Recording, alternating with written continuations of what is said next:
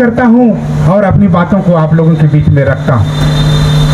साथियों, ये जो भारत मुक्ति मोर्चा है वह विषयवार अपनी बातों को रखता है और आज का जो विषयवार कार्यक्रम है साथियों, उन विषयवार कार्यक्रम में हमारे जंबाज साथियों ने अपनी बातों को रखा।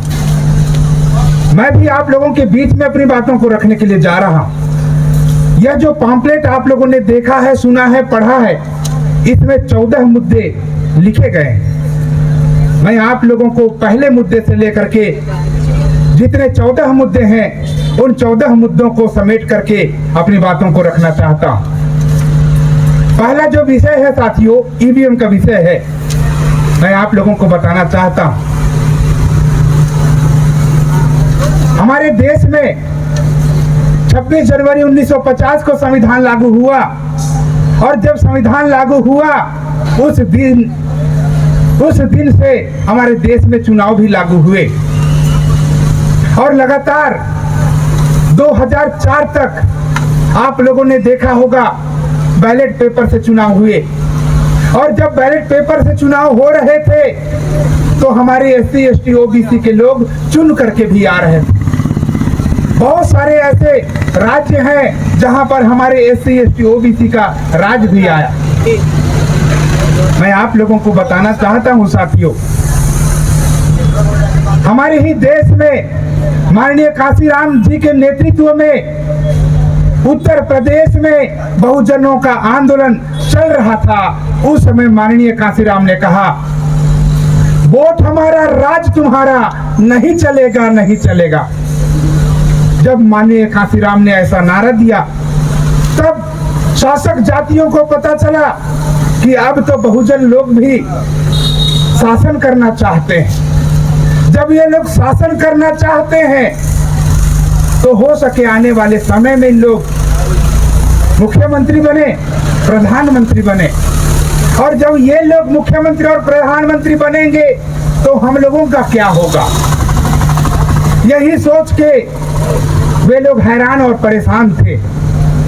उस समय जो अन्य टेक्नोलॉजी वाले जो देश हैं वहां पर ईवीएम का निर्माण किया जा रहा था। तब हमारे देश में कांग्रेस की राज सत्ता थी और कांग्रेस के लोगों ने सोचा कि जब हम लोग ईवीएम लेकर के आएंगे तो ही हम लोगों का अपना राज आएगा, नहीं तो यहाँ पर बहुजनों का राज आएगा। और 2004 में कांग्रेस की सरकार ने ईवीएम का उपयोग किया और 2004 और 2009 में ईवीएम के माध्यम से चुनाव जीता साथियों। और हमारे जितने SC ST OBC के जो लोग हैं जो चुनाव लड़ना चाहते थे, विधायक सांसद बनना चाहते थे, वे लोग विधायक सांसद तो नहीं बन पाए। मैं आप लोगों को कहना चाहता हूं साथियों, माननीय वामन मेश्राम साहब, जब उनकी बातों को अगर आप लोग सुनेंगे तो वामन मेश्राम साहब लगातार पूरे देश को बताने का काम कर रहे हैं। 2004 और 2009 में ईवीएम में घोटाला करके कांग्रेस ने चुनाव जीता। और जब वामन मेश्राम ऐसा बताते हैं तो वे यह भी बताते हैं कि सुब्रमण्यम स्वामी जो कि बीजेपी के कार्यकर्ता थे, वे सुप्रीम कोर्ट जाते हैं और सुप्रीम कोर्ट में हलफनामा दायर करते हैं और वे कहते हैं ईवीएम से फ्री फेयर एंड ट्रांसपेरेंट चुनाव नहीं होता है।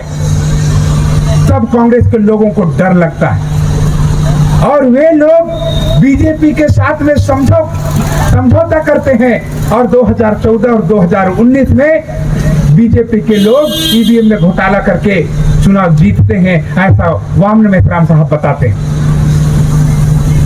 यह सही है कि गलत है, इसका उन्होंने सबूत दिया है साथियों। मैं आप लोगों को बताना चाहता हूं, अभी पूरे देश में कांग्रेस के द्वारा वोट चोर गद्दी छोड़ का नारा दिया जा रहा है। बिहार में जब SIR चल रहा था तो वहां पर बताया जा रहा था कि एक एक परिवार में 297 लोगों का नाम दर्ज होता है। एक परिवार में तो ऐसा भी आया कि एक परिवार में ही 97-98 लोग निवास करते हैं। एक परिवार में 97-98 लोग, एक परिवार में 297-98 लोग। इसका मतलब ये है साथियों कि ये जो सरकार है वो घोटाले की सरकार है।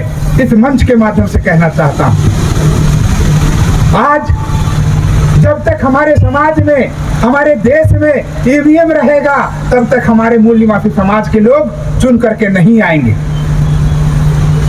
इसलिए माननीय वामन मिश्राम साहब लगातार पिछले 1 दशक से ईवीएम हटाने की लड़ाई लड़ रहे हैं। आज हम लोगों को जागने की आवश्यकता है। जब हम लोग बैलेट पेपर से हम लोग चुनाव कराते थे, करते थे, उस समय हम लोग बैलेट पेपर में जो पहचान चिन्ह दिया जाता है, उस पहचान चिन्ह में हम लोग ठप्पा लगाते थे और हम लोग उसको मोड़ करके बैलेट बॉक्स में हम लोग डालते थे। हम लोगों को पता होता था कि हम लोगों ने किसे वोट दिया है और हम लोगों को यह भी पता होता था कि हमने जिसको ठप्पा लगाया है वो किसी अन्य पर हस्तांतरित नहीं होगा। लेकिन आज का जो चुनाव प्रणाली है साथियों, इस चुनाव प्रणाली में हम लोग बटन तो दबाते हैं, लेकिन बटन के माध्यम से किसके पास में वोट जा रहा है ये हम लोगों को पता नहीं चलता है। साथियों, ये घोटाले का सिद्धांत है। मैं आप लोगों को अगला जो विषय है साथियों, उन विषय पर भी आप लोगों के सामने में अपनी बातों को रखना चाहता हूं। अगला जो विषय है पिछड़े वर्ग की जाति आधारित जनगणना। आजादी के पहले 1931-32 में जब हम लोगों का देश गुलाम था, अंग्रेजों का गुलाम था, उस समय ओबीसी की जाति आधारित जनगणना हुई। हमारा देश आजाद हो गया, आजादी के 78 साल तक अभी तक ओबीसी की जाति आधारित जनगणना नहीं हो रही। जब जाति आधारित जनगणना नहीं हो रही है तो कैसे पता चलेगा कि ओबीसी समाज के लोग कितने हैं? और जब यह पता ही नहीं है कि ओबीसी समाज के लोग कितने हैं, तो उनके लिए हम लोग कैसे आरक्षण देंगे, कैसे उनके लिए हिस्सेदारी हम लोग निर्धारित करेंगे? साथियों, जब हमारी माताजी एक समय का खाना बनाती है, एक समय का खाना बनाते समय अपने परिवार के सदस्यों का गिनती करती है, तो इतना बड़ा जो 140 करोड़ वाला जो देश है, उस देश में ओबीसी की जाति आधारित जनगणना नहीं हो रही। तो ये जो हिस्सेदारी का मामला है साथियों, इसको भी हम लोगों को मुकम्मल करना होगा। मैं आप लोगों को कहना चाहता हूं साथियों, जब ज्योतिबा फुले जिंदा थे तो उन्होंने उस समय कहा था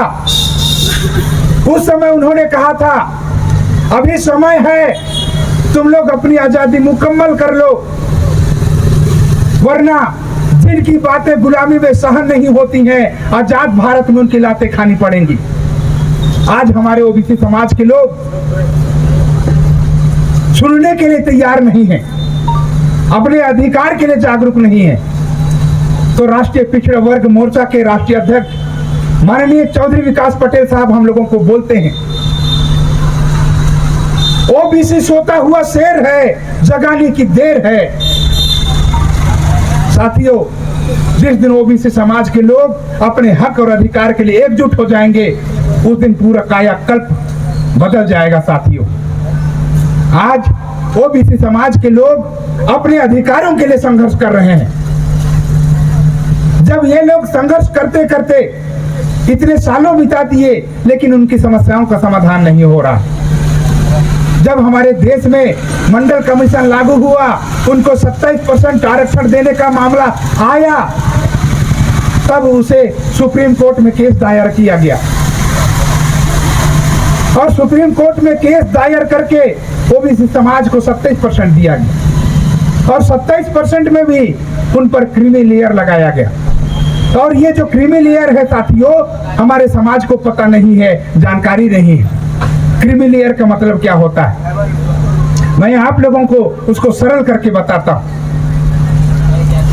जिसके पास में दांत है उसको चना दिखाया जाएगा, जिसके पास में दांत है उसको चना दिखाया जाएगा, और जिसके पास में दांत नहीं है उसे चना दिया जाएगा। खा पाएगा क्या? खा पाएगा क्या? नहीं खा पाएगा साथियों।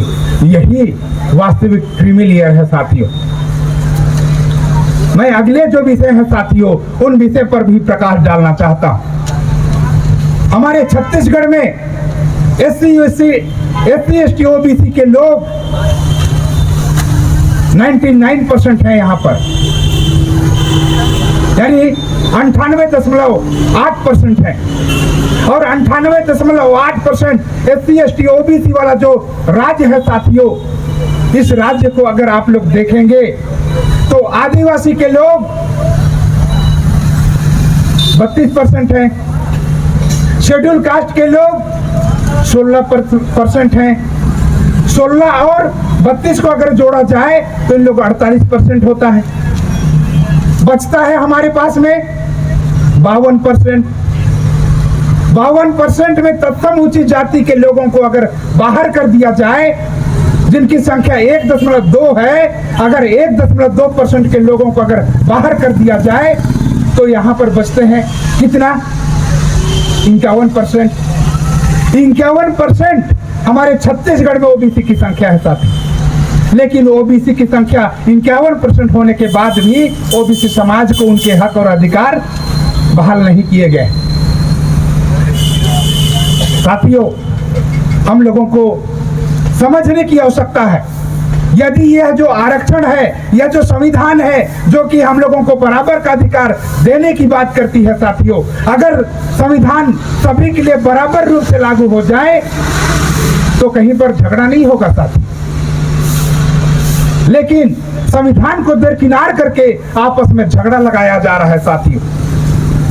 ये जो झगड़ा लगाने वाली जो सरकार है साथियों, मैं उस सरकार को कहना चाहता हूं कि ये जो घोटाले की सरकार है ये ज्यादा दिन तक नहीं चलेगी। आने वाले समय में भारत मुक्ति मोर्चा व्यवस्था परिवर्तन के लिए काम कर रही है। जब लोग समझ जाएंगे, जब ये लोग आ जाएंगे तो सरकार का क्या होगा। साथियों, मैं आप लोगों को कहना चाहूंगा कि SC ST OBC को लगातार संगठित करने का काम भारत मुक्ति मोर्चा कर रही है और आने वाले समय में जब लोगों को संगठित करेगी तो ये जो जागृति है साथियों वो नेक्स्ट लेवल का होने वाला है। अगला जो मुद्दा है साथियों, मैं आप लोगों को बताना चाहूंगा, तीसरा जो मुद्दा है आदिवासियों पर हो रहे अन्याय के विरोध में। साथियों, आप लोगों ने देखा होगा, सुना होगा, हम लोगों ने जल जंगल जमीन के लिए आंदोलन किया था। आप लोगों ने देखा होगा। मैं आप लोगों को कहना चाहता हूं साथियों, अपने जल जंगल जमीन बचाने के लिए हमारे पुरखों ने जान की बाजी लगाई है और आज भी हम लोग जान की बाजी लगाने के लिए तैयार हैं साथियों। और जब तक ये सरकार आदिवासियों के अधिकारों का संरक्षण नहीं करती है तब तक हम लोग आंदोलन करने के लिए लगातार प्रयास करते रहेंगे साथी। मैं आप लोगों को बताना चाहता हूं और सबूत के साथ में बताना चाहता हूं साथियों,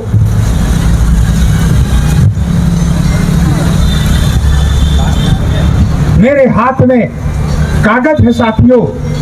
ये जो कागज है साथियों, ये मामूली कागज नहीं है साथियों। मैं आप लोगों को दिखाना चाहता हूं, बताना चाहता हूं,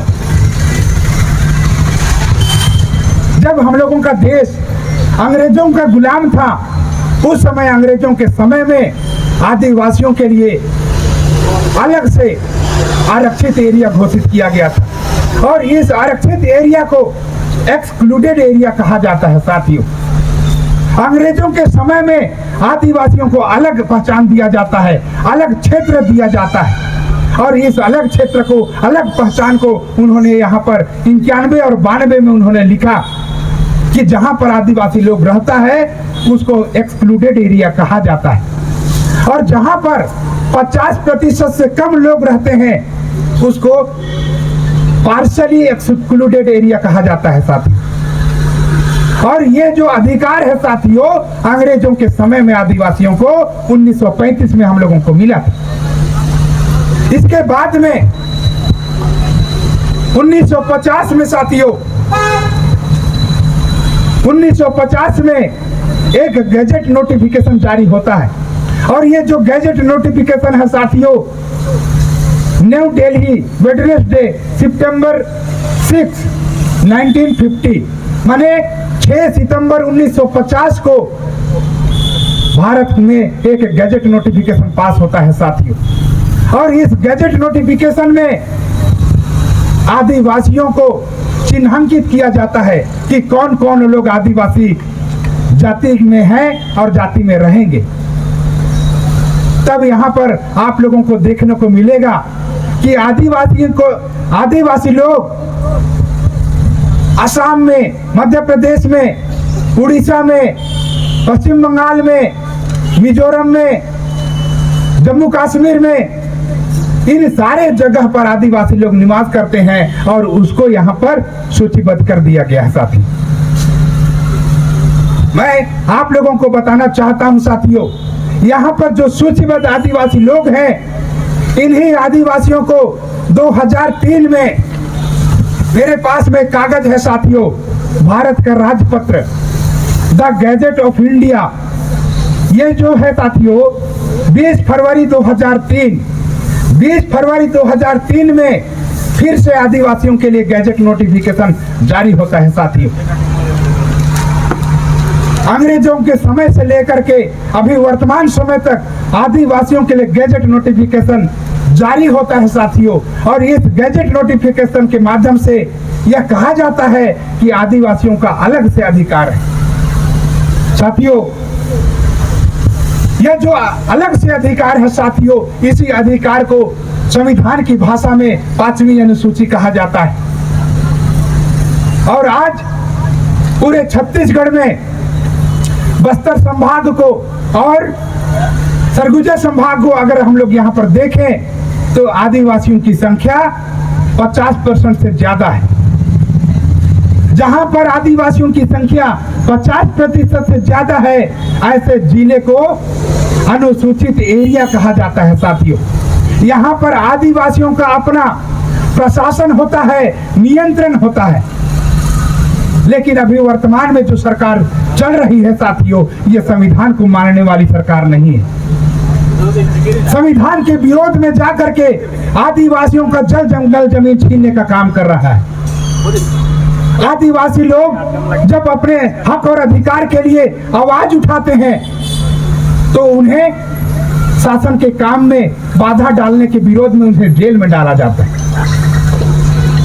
उन पर लड़ने झगड़ने का आरोप लगा करके शासन के साथ में बहस करने के आरोप में उन्हें अंदर डाला जाता है। मैं आप लोगों को कहना चाहूंगा साथियों, अगर हम लोग 5वीं अनुसूची को पढ़ते हैं, 5वीं अनुसूची आदिवासियों के लिए विशेष अधिकार है। यहाँ पर ग्राम सभा लागू होती है और इस ग्राम सभा में विद्यमान विधि लागू होती है साथियों। इस विद्यमान विधि में आदिवासी सुप्रीम कोर्ट होता है साथियों, अपने फैसले खुद ले सकता है साथियों। यहाँ पर जब अपने फैसले खुद ले सकता है, इसका मतलब ये है साथियों, ना लोकसभा ना राज्यसभा, सबसे ऊपर ग्राम सभा साथियों। और इस ग्राम सभा के माध्यम से आदिवासी अपना निर्णय, अपना न्याय खुद कर सकता है साथियों। आज आदिवासियों को उनके अधिकार बहाल करने के बजाय उनके अधिकारों को छीनने का काम कर रहा है साथियों। मैं आप लोगों को कहना चाहूंगा, बताना चाहूंगा कि अपने हक और अधिकार के लिए हमारे पुरखों ने अपने जान की बाजी लगाई, हम लोगों को भी अपने जान की बाजी लगाने की जरूरत है साथियों।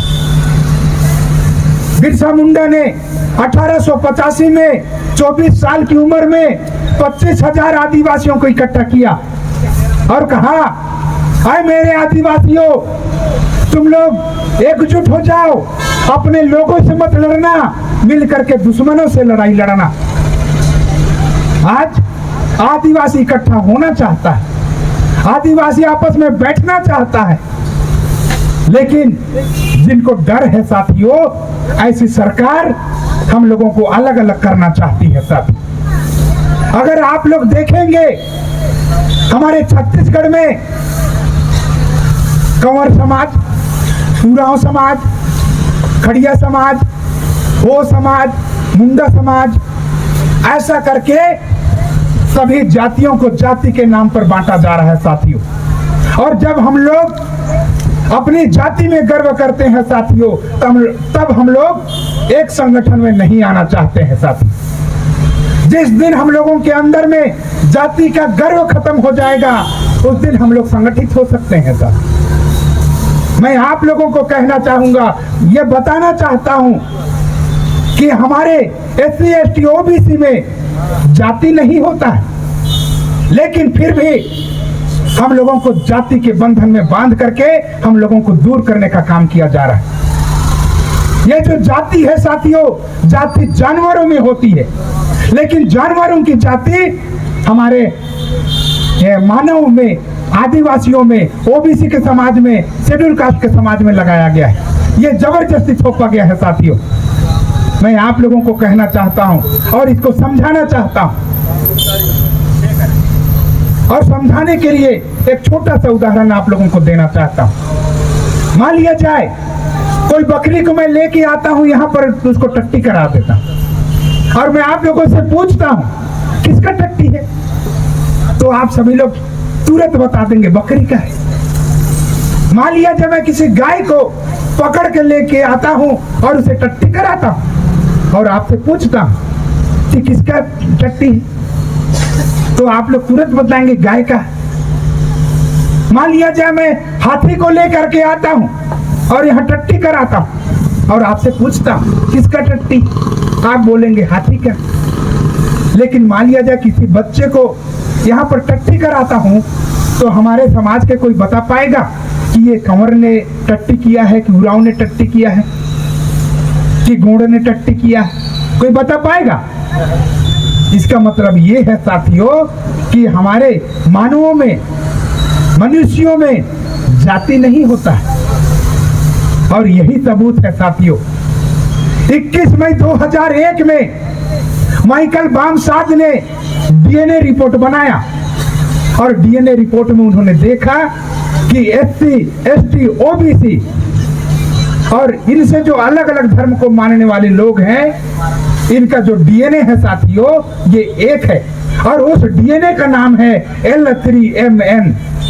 इसका मतलब हम सभी मूल निवासियों का DNA L3MN है। इसका मतलब आपका पुरखा और मेरा पुरखा एक है। जब हम लोग एक पुरखे की औलाद हैं, तो बिरसा मुंडा हम लोगों को संगठित करना चाहते हैं। बाबा साहब हम लोगों को संगठित करना चाहते हैं और शेड्यूल कास्ट फेडरेशन में जाकर के बाबा साहब ने कहा, अगर आदिवासी लोग इकट्ठा आ जाएंगे तो समस्या का समाधान नहीं होगा। अगर शेड्यूल कास्ट के लोग इकट्ठा आ जाएं तो समस्या का समाधान नहीं होगा। तब बाबा साहब बोलते हैं OBC को साथ में लाना होगा। आज भारत मुक्ति मोर्चा SC के लोगों को, ST के लोगों को, OBC के लोगों को और इनसे अलग अलग धर्म को मानने वाले लोगों को इकट्ठा करना चाहता है। और भारत मुक्ति मोर्चा का अपना कोई भी उद्देश्य नहीं है साथियों, लेकिन हमारे SC ST OBC के उद्देश्य पूर्ति के लिए वो नेतृत्व कर रहा है साथियों। हम लोगों को समझना होगा, जानना होगा। मैं आप लोगों को बताना चाहता हूं साथियों, हमारे जब SC ST OBC के लोग अपने संवैधानिक अधिकारों के लिए इकट्ठा होते हैं, तो लोगों को भरमाया जाता है। उन्हें कहा जाता है ये तो आदिवासियों का है, ये तो सतनामियों का है, ये तो OBC समाज का है, और आपस में बैठने तक नहीं आते। मैं आप लोगों को कहना चाहता हूं साथियों, आप लोगों ने देखा होगा, अपने गांव ग्राम में देखा होगा, और अपने गांव ग्राम में क्या देखा होगा, तो हम लोग वहां पर बॉयलर मुर्गा को देखते हैं। और बॉयलर मुर्गा कभी छोटा होता है, कभी बड़ा होता है, कोई नटवा होता है, कोई लंबू होता है, लेकिन वो रहता है उसी का गरना में, गर्रा में रहता है कि नहीं रहता?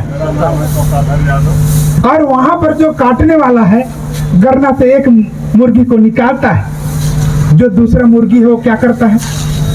दाना चुगने में लगे रहता है, सोचता है मेरा बारी नहीं आया है, अभी तो इसी का बारी आया। उसके बाद में एक मुर्गी कट जाता है, दूसरा दाना चुगता रहता है। फिर जब दूसरा मुर्गी का समय आता है तो तीसरा मुर्गी दाना चुगते रहता है, वो सोचता है मेरा पारी नहीं आया। लेकिन ऐसे करते करते मुर्गा काटने वाला सभी मुर्गे को काट करके खत्म कर देता है। आखिरी में जो खरीदने वाला हो वो आता है, एक व्यक्ति लास्ट में, और देखता है कि पूरा जो गरना का मुर्गी हो खत्म हो गया। मैं आप लोगों को समझाना चाहता हूं साथियों, आज आदिवासियों की बारी है तो कल सतनामियों की बारी है, परसों ओबीसी समाज की बारी है। ऐसे ही कर करके एससी एसटी ओबीसी के सारे लोगों को निस्तारभूत करना चाहती है साथी। हम लोगों को जागना होगा। हम लोग डीएनए के भाई हैं। आज हम लोग चाहे एससी हो, चाहे एसटी हो, चाहे ओबीसी के लोग हो, सारे लोगों के लिए हम लोग एकजुट होकर के लड़ाई लड़ना चाहते हैं। अभी हमारे छत्तीसगढ़ में आप लोग देखेंगे तो धर्मांतरण का सबसे बड़ा मुद्दा खड़ा हो रहा है। और खड़ा कौन कर रहा है? खड़ा कौन कर रहा है? जिसकी सरकार है वो खड़ा कर रहा है। आप लोगों ने देखा होगा यूट्यूब में कि वहां पर, यानी भिलाई में आप लोग देखेंगे, दुर्ग में आप लोग देखेंगे, बिलासपुर में आप लोग देखेंगे, रायगढ़ में आप लोग देखेंगे, सबसे ज्यादा क्रिश्चियनों को मारा पीटा जा रहा है। कौन मार रहा है? विरोधी लोग मार रहा है। विरोधी कौन बना रहा है? सरकार में बैठा है वो बना रहा है। बना रहे कि नहीं बना रहा? बना रहा है। ऐसे करके एससी एसटी ओबीसी के लोग आपस में ही लड़ रहे हैं। जो लड़ा रहा है उसके साथ में नहीं लड़ रहे हैं, आपस में हम लोग लड़ते हुए दिखाई दे रहे हैं। मैं आप लोगों को कहना चाहता हूं, वो हमारा भाई है, वो हमारी बहन है, वो हमारी माता है, हमारा बाप है, लेकिन उसको हमारे लोग ही हम लोग मार रहे हैं। मार रहे कि नहीं मार रहे? इसीलिए साथियों हम लोगों को उस दुश्मन को पहचानने की आवश्यकता है। ये जो वर्तमान में सरकार है साथियों, आपस में झगड़ा लगा करके आपस में ही हम लोगों को मारना चाहती है। इसको भी हम लोगों को जानने और समझने की आवश्यकता है। सरकार किसकी है? बीजेपी की सरकार है। और बीजेपी को कौन चलाता है? आरएसएस के लोग चलाते हैं। और आरएसएस कौन है? हमारे देश में ब्राह्मणों का संगठन है।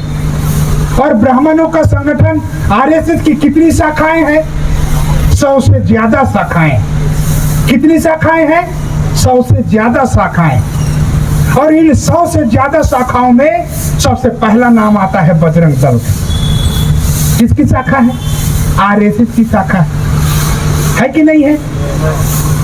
आरएसएस किसका है? हमारे ब्राह्मणों का शाखा है कि नहीं है? इसका मतलब ये है साथियों, आपस में लड़ाने का काम उसमें बैठे हुए जो लोग हैं उनका वो प्लान है। हम लोगों को पहचानने की आवश्यकता है साथ। कौन लड़ा रहा है और किससे लड़ना है, हम लोगों को जानना और समझना जरूरी है। हम सभी लोग जब भी कोई कार्यक्रम होता है तो हमारे लोग बोलते हैं लड़ेंगे, कुछ लोग बोलते हैं जीतेंगे। साथियों मैं आप लोगों को कहना चाहता हूं, जब तक निर्धारित दुश्मन नहीं होगा तो हम लोग लड़ाई नहीं जीत सकते हैं। इसलिए हम लोगों को निर्धारित दुश्मन को जानना होगा, पहचानना होगा। वामन मेश्राम साहब हम लोगों को बोलते हैं, वामन मेश्राम हम लोगों को बोलते हैं, दोस्त को पहचानो और दुश्मन को पहचानो। दोस्त की ताकत को पहचानो, दोस्त की कमजोरी को पहचानो और दुश्मन की ताकत और उसकी कमजोरी को पहचानो। ये दो सिद्धांत साथियों जब हम लोगों को SC ST OBC के लोगों को पता चल जाए तो हम लोग लड़ाई को जीत सकते हैं साथियों। मैं आप लोगों को कहना चाहूंगा, बताना चाहूंगा, अभी जनवरी महीना में हमारे OBC समाज के संत सिंह यादव आप लोगों ने सुना होगा। संत सिंह यादव, मैं हिंदू हूं और मैं हिंदू का प्रचार प्रसार करूंगा, ऐसा उन्होंने कहा। संत सिंह यादव, तब उसे पकड़ करके बांधा गया, उसको मारा पीटा गया, उसका बाल उतारा गया, उसका अपमान किया गया। साथ हमारे OBC समाज के लोगों का अपमान किया। मैं आप लोगों को ये भी बताना चाहता हूं साथियों, हमारे छत्तीसगढ़ में यामिनी साहू, वो हिंदू जो धर्म है, उस धर्म में जो कथा होती है वो कथा को करने के लिए जा रही, लेकिन यामिनी साहू को कथा करने का अधिकार नहीं है, ऐसा कहा गया। इसका मतलब ये है साथियों, OBC समाज को भी कथा करने से रोका जा रहा है, प्रचार प्रसार करने से रोका जा रहा है। मैं आप लोगों को दूसरी बात बताना चाहता हूं। राजस्थान में अगर आप लोगों ने देखा होगा तो वहां पर हमारे आदिवासी एक लड़का रहता है, लड़का वो स्कूल में पढ़ता है और उस लड़के को वहां का जो हेडमास्टर है वो मार मार के उसको खत्म कर देता है। मध्य प्रदेश की घटना है साथियों। मध्य प्रदेश में एक आदिवासी है, उस आदिवासी के चेहरे पर पेशाब कर दिया जाता है। मैं आप लोगों को कहना चाहूंगा, बताना चाहूंगा, मुस्लिम को मॉब लिंचिंग किया जाता है, आदिवासी को धर्मांतरण के नाम पर मारा पीटा जाता है। यहाँ पर जिनके ऊपर में भी ये घटनाएं घटित हो रही हैं, उसके पीछे में केवल और केवल एक ही जाति के लोग हैं। और हम लोगों को बोलते हैं तुम लोग नाम नहीं ले सकते हो। हम लोग क्यों नाम नहीं लेंगे बताइए? हमारे SC ST OBC के लोगों ने कभी किसी उनके ऊपर में पेशाब किया, किसी का सिर मुड़वाया, किसी का मॉब लिंचिंग किया? नहीं किया। और जो कर रहे हैं साथियों, वे लोग हम लोगों को देखिए कैसा कर रहे हैं, हम लोगों को समझने की आवश्यकता है। साथियों, हमारे SC ST OBC के लोग और इनसे अलग अलग धर्मों को मानने वाले लोग जब इकट्ठा आ जाएंगे साथियों, तो ये देश में परिवर्तन आएगा। और हम परिवर्तन करने के लिए इकट्ठा होना चाहते हैं साथियों, और इस परिवर्तन का नाम व्यवस्था परिवर्तन दिया गया है। आप सभी लोग इस व्यवस्था परिवर्तन के लिए काम करेंगे, ऐसी मैं आशा और उम्मीद करता हूं साथियों। और जब जब हमारे देश में परिवर्तन का बिगुल फूंका जाएगा साथियों, आप सभी लोग उस क्रांति में साथ सहयोग देंगे, ऐसी मैं आशा और उम्मीद करते हुए अपनी वाणी को यहीं पर विराम देता हूं और यानी आप सभी को अंतिम जोहार करता हूं, धन्यवाद करता हूं, आभार, धन्यवाद। बोल 85, बोल 85, मूल निवासियों का नारा है, हमारा देश हमारा है, मूल निवासियों का नारा है, हमारा देश हमारा है। धन्यवाद।